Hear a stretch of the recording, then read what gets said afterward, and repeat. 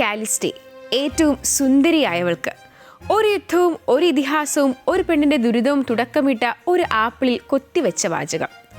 മർത്യനായ പെലിയൂസ് രാജാവും വെള്ളിപ്പാദങ്ങളുള്ള കടൽ ദേവതയായ തെറ്റിസും തമ്മിലുള്ള ഒളിമ്പസിലെ ആഡംബര മംഗല്യവേദിയിൽ കലഹദേവതയായ എരിസ് മാത്രം ക്ഷണിക്കപ്പെട്ടില്ല. ക്ഷണിക്കപ്പെടാത്ത ആ അതിഥി സദസ്സിന്റെ മധ്യത്തിലേക്ക് എറിഞ്ഞുകൊടുത്ത ഏറ്റവും സുന്ദരമായവൾക്ക് എന്നെഴുതിയ ഒരു പൊന്നാപ്പിൾ. അതിനുവേണ്ടി ദേവതകൾ നടത്തിയ സൗന്ദര്യ മത്സരവും നമുക്ക് പരിചിതം. ചില സാമ്രാജ്യങ്ങൾ തകരുന്നത് ശത്രുക്കളുടെ സൈന്യം കൊണ്ടല്ല, അവർ വിശ്വസിച്ച നിഗൂഢമായ ചില കഥകൾ കൊണ്ടാണ്. ആ കഥകളിലെ ഏറ്റവും മനോഹരവും ഭയാനകവുമായ അധ്യായത്തിന്റെ പേരാണ് ഹെലൻ. സ്പാർട്ടയുടെ ഹെലൻ, ട്രോയുടെ ഹെലൻ, ഹോമറിന്റെ ഹെലൻ. സിയൂസ് ദേവന്റെയും ലെഡായുടെയും മകൾ അരണ്യമായി വന്ന് സിയൂസ് ലെഡയെ വശീകരിച്ചു. ഒരു മുട്ട പിളർന്ന് അവൾ ജനിച്ചു. അവളുടെ പേര് തന്നെ ഒരു ശാപമായിരുന്നു. ഹെലനാവൂസ്, ഹെലാന്ത്രോസ്, ഹെലപ്തുലീസ് എന്ന് ഐഷിലസിന്റെ ഗ്രീക്ക് നാടകങ്ങൾ അവളെ വിളിച്ചു. കപ്പലുകളെ മുടിക്കുന്നവൾ, പുരുഷന്മാരെ ഒടുക്കുന്നവൾ, നഗരങ്ങളെ കരിച്ചു കളയുന്നവൾ. ഇലിയത്തിന്റെ കോട്ടമതിലുകളിൽ അവൾ വന്നു നിന്നപ്പോൾ യുദ്ധം കൊതിച്ച വൃദ്ധന്മാർ പോലും മന്ത്രിച്ചുപോയി. ഈ സൗന്ദര്യത്തിന് വേണ്ടി എത്ര തലമുറകൾ ഒടുങ്ങിയാലും അത് പാപമല്ല. ഹെലൻ ഒരു അത്ഭുതമാണ്. കാരണം സ്വന്തം കഥയിൽ അവൾക്ക് ഒരിക്കലും നിയന്ത്രണമുണ്ടായിരുന്നില്ല. എല്ലാവരും അവളെക്കുറിച്ച് സംസാരിച്ചു.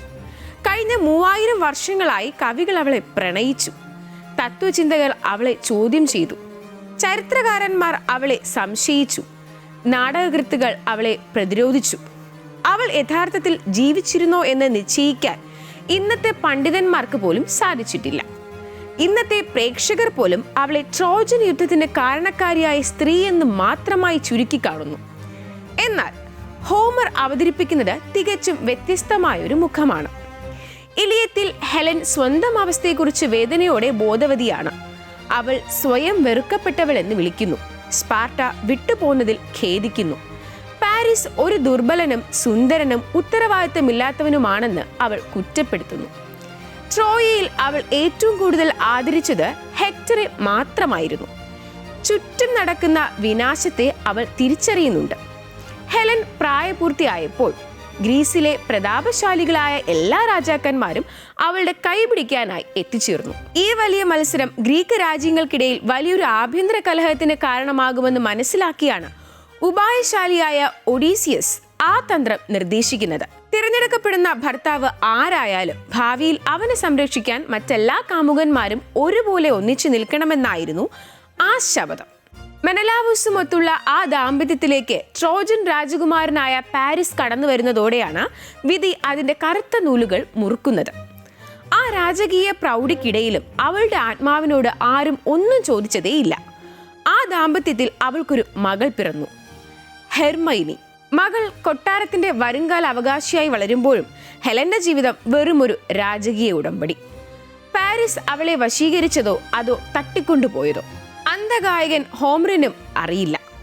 10 വർഷത്തെ യുദ്ധത്തിനൊടുവിൽ തകർന്ന ട്രോയയുടെ ചാരത്തിൽ വെച്ച് മെനലാവസ് ഹെലനെ കണ്ടെത്തി പ്രതികാരത്തോടെ വാളോങ്ങിയെങ്കിലും അവളുടെ ആ പഴയ സൗന്ദര്യത്തിന് മുന്നിൽ ആയുധം താഴെയിടാൻ അവൻ നിർബന്ധിതനായി. യഥാർത്ഥത്തിൽ ഒരു ഹെലൻ ജീവിച്ചിരുന്നോ ഇല്ലയോ എന്നത് പ്രസക്തമല്ല. അവളെ പോലെയുള്ള ഒരാൾ തീർച്ചയായും ഉണ്ടായിരുന്നു. ഐതിഹ്യങ്ങൾ അതിജീവിക്കുന്നത് അവ വസ്തുക്കളേക്കാൾ വൈകാരികമായ സത്യങ്ങളെ കാത്തു സൂക്ഷിക്കുന്നത് കൊണ്ടാണ്. രാക്ഷസ രൂപങ്ങൾ നമ്മുടെ ഭയങ്ങളെയാണ് കാണിച്ചിരുന്നതെങ്കിൽ ഹെലനും ചെയ്യുന്നത് അത് തന്നെയാണ്.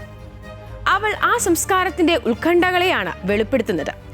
ഗ്രീക്കുകാർ സൗന്ദര്യത്തെ ഭയപ്പെട്ടു, അവർ കാമത്തെ ഭയപ്പെട്ടു, അന്യദേശങ്ങളെ ഭയപ്പെട്ടു, ദൈവങ്ങളുടെ ഇടപെടലുകളെ ഭയപ്പെട്ടു.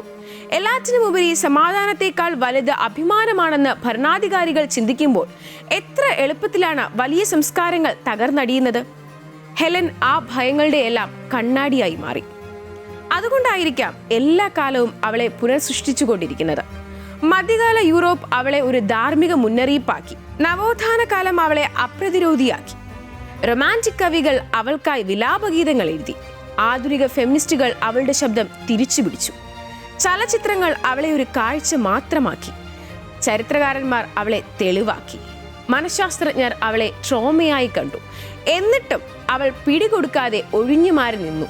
1000 കപ്പലുകളെ കടലിലേക്ക് അഴിച്ചുവിട്ട ആ മുഖത്തിന്റെ ഉടമ ഒരുപക്ഷെ ആരും തന്നെ നോക്കരുതെന്ന് ആഗ്രഹിച്ചവളായിരിക്കാം.